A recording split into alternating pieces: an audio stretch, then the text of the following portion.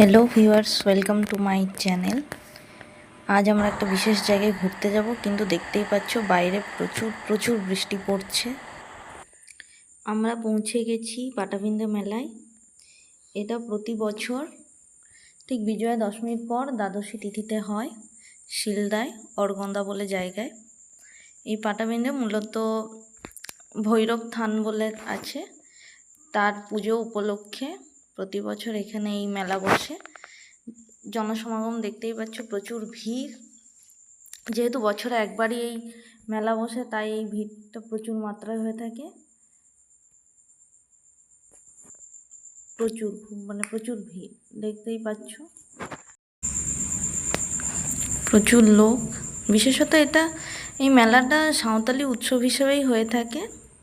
তবে এখানে সবাই আসতে পারে, এর কোনো নেই যে বাঁধা ধরা নিয়ম নেই। তবে মেনলি এটা সাঁওতালি উৎসব উপলক্ষে হয় পাটাবিন্দু।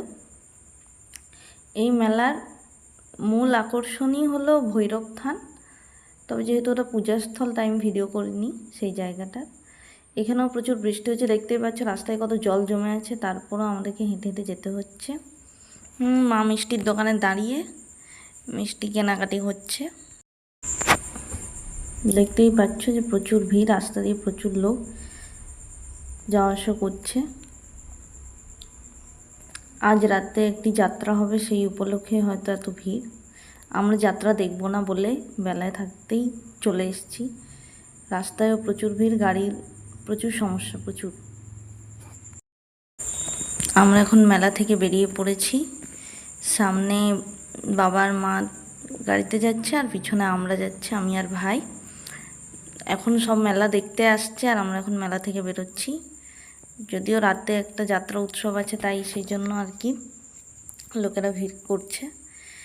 আমরা এখন বেরিয়ে পড়েছি বাড়ি ফেরার উদ্দেশ্যে।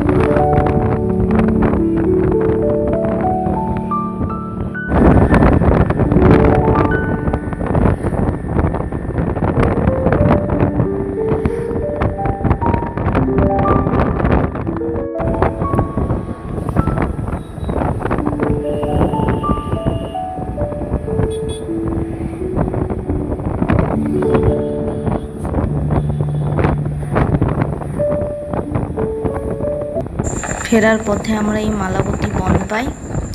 এই বনে নাকি হাতিদের